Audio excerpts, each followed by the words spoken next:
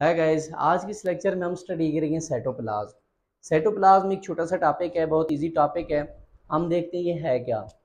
देखें भाई, एक जो सेल होता है, सेल के अंदर जो लिविंग मैटर होता है, जिनके अंदर क्या होता है, तमाम बायो केमिकल्स, लाइफ के जो बायोकेमिकल्स होते हैं सारे के सारे मौजूद होते हैं, उन्हें हम कहते हैं प्रोटोप्लाज्म। ठीक है, living matter in the cell is called protoplasm.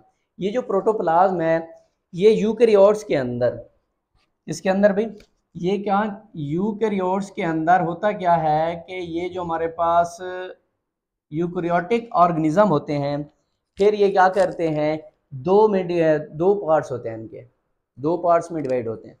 एक है साइटोप्लाज्म, दूसरा है न्यूक्लियस। अगर हमने करना है जस्ट स्टडी साइटोप्लाज्म को, तो हम साइटोप्लाज्म को देखें तो वो इलाका जो न्यूक्लियर मेम्ब्रेन और प्लाज्मा मेम्ब्रेन के दरमियान में हो, उसे हम कहते हैं भी हमारे पास है साइटोप्लाज्म। ठीक है, देखें कैसे। The region between nuclear and plasma membrane is called cytoplasm. ये देखें, ये जो रेड कलर से शो हो रही है ये है प्लाज्मा मेम्ब्रेन, और ये जो ब्लू कलर से शो हो रही है ये है न्यूक्लियर मेम्ब्रेन। ठीक है, और हमने कहा है कि जो हमारे पास साइटोप्लाज्म है वो है जो इनके दरमियान में मौजूद है, न्यूक्लियर मेम्ब्रेन, प्लाज्मा मेम्ब्रेन और न्यूक्लियर मेम्ब्रेन के। देखें, ये हमारे पास न्यूक्लियर मेम्ब्रेन है, ये क्या है, ये है हमारे पास प्लाज्मा मेम्ब्रेन। ये वाला इलाका, ये वाला और ये वाला, ये चारों तरफ जो क्या है, एक गैप है प्लाज्मा मेम्ब्रेन और न्यूक्लियर मेम्ब्रेन के में गैप है, इसे हम कहते हैं भी हमारे पास क्या है, साइटोप्लाज्म है। ठीक है, हम बात करें जस्ट यूकैरियोटिक ऑर्गेनिज्म की, लेकिन प्रोकैरियोटिक ऑर्गेनिज्म में वाज़ेह डिस्टिंक्ट न्यूक्लियस नहीं होता, तो होता क्या है कि डायरेक्ट उनके अंदर ये चीजें चली जाती हैं। लेकिन इसके बाद अगर हम देखें तो ये जो हमारे पास साइटोप्लाज्म है, ये एक कॉमन पॉइंट है प्रोकैरियोट्स और यूकैरियोट्स के अंदर। ठीक है, प्रोकैरियोट और यूकैरियोट के अंदर क्या एक कॉमन पॉइंट है, लेकिन इनमें कौन सी चीज है जो प्रोकैरियोट और यूकैरियोट को एक दूसरे से डिफरेंट करती है। अगर हम देखें प्रोकैरियोट्स को, प्रोकैरियोटिक में होता क्या है कि इनमें जो साइटोस्केलेटन या मेम्ब्रेन बाउंड ऑर्गेनेलीज होती हैं, जैसा कि गोल्गी ऑपरेटस हो गया, एंडोप्लाज्म रेटिकुलम हो गया, राइबोसोम ईटीसी वगैरह हो गया, ये क्या है, ये जो है ना प्रोकैरियोटिक ऑर्गेनिज्म के अंदर नहीं पाए जाते। लेकिन अगर हम देखें यूकैरियोटिक के अंदर, तो यूकैरियोट्स के अंदर होता यह है कि ये जो हमारे पास साइटोस्केलेटन है या मेम्ब्रेनस बाउंड ऑर्गेनेलीज है, जैसा कि हमारे पास एंडोप्लाज्म रेटिकुलम है, गोल्गी ऑपरेटस है और राइबोसोम है, या जो अगर बात करें लाइसोसोम है, ये क्या होते हैं, इनके अंदर यूकैरियोटिक ऑर्गेनिज्म के अंदर पाए जाते हैं। ठीक है, ये तो हो गया थोड़ा सा ओवरव्यू साइटोप्लाज्म का। इसके बाद अगर हम डिस्कस करें कि ये जो हमारे पास इसकी कंपोजिशन क्या है, केमिकल ये किससे मिलकर बना है, इनके अंदर साइटोप्लाज्म के अंदर 90% क्या होता है, वाटर होता है। 90% water are present in cytoplasm. ठीक है, और इनका जो सॉल्युबल पार्ट्स होता है, साइटोप्लाज्म का जो सॉल्युबल पार्ट्स होता है उसे कहते हैं साइटोसोल। ठीक है, उसे कहा जाता है साइटोसोल। ये जो हमारे पास साइटोसोल है, ये जो है ना, इनमें आयंस और स्मॉल मॉलिक्यूल्स मिलकर क्या बनाते हैं, ट्यू सोल्यूशन बनाते हैं। जैसा कि हमारे पास साल्ट्स आ गया, अमीनो एसिड आ गया, फैटी एसिड, विटामिन ईटीसी वगैरह। और इनके अंदर जो लार्ज मॉलिक्यूल्स होते हैं जैसे कि प्रोटीन है, ये क्या बनाते हैं, कोलाइडल सॉल्यूशन बनाते हैं।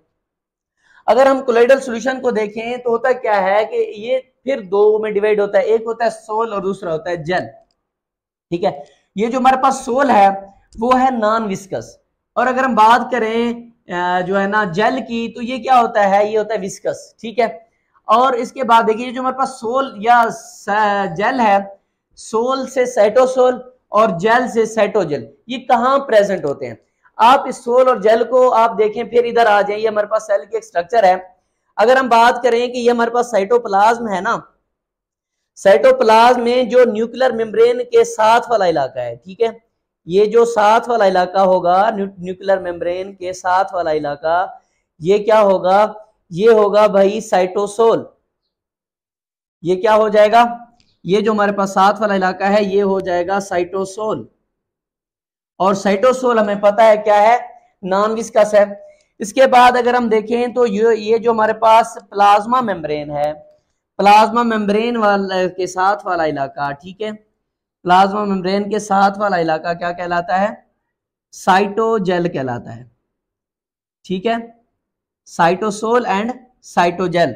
साइटोसोल क्या होता है? विस्कस होता है और न्यूक्लियर मेम्ब्रेन के गिर्द पाया जाता है। ठीक है, और अगर हम बात करें साइटोजेल की, ये जो हमारे पास साइटोजेल है ये प्लाज्मा मेम्ब्रेन के इनर पोर्शन के अंदर पाई जाती है। ठीक है, इसके अंदर ये जो हमारे पास सेल है, सेल के अंदर क्या पाई जाती है? सेल ऑर्गेनेलीज पाई जाती हैं। ठीक है, जैसा कि एंडोप्लाज्म रेटिकुलम है, गोल्जी बॉडीज हैं, राइबोसोम है, लाइसोसोम है। कैसे देखें, अगर ये हमारे पास है सेल, ठीक है, अगर हम दोबारा इसकी स्ट्रक्चर बनाएं सेल की, तो देखें अगर ये हमारे पास एक सेल, सेल की बाहर वाली क्या कहलाती है? प्लाज्मा मेम्ब्रेन है। और इसके दरमियान में क्या है? इसके दरमियान में क्या है? न्यूक्लियर मेम्ब्रेन है। और ये वाला जो इलाका हमने कहा है कि ये क्या है? साइटोप्लाज्म है। और इस साइटोप्लाज्म के अंदर क्या होता है? एंडोप्लाज्मिक रेटिकुलम, ठीक है, और गोल्जी बॉडीज, और इसके बाद राइबोसोम्स, माइटोकॉन्ड्रिया वगैरह कहाँ पाए जाते हैं? सेल के अंदर पाए जाते हैं। ये जो हमारे पास गोल्जी बॉडीज हैं, एंडोप्लाज्म रेटिकुलम है, या राइबोसोम है, लाइसोसोम है, ये कहलाते हैं ऑर्गेनेलीज। ठीक है, अगर हम ऑर्गेनेलीज की डेफिनेशन करें कि वो सब्सटेंसेस जो सेल के साइटोप्लाज्म में पाई जाएं, वो क्या कहलाती हैं? सेल ऑर्गेनेलीज कहलाती हैं। The substances which are present in cytoplasm and perform a specific function, yeah, that can perform a specific function is called cell organelles like endoplasmic reticulum, Golgi bodies, ribosome।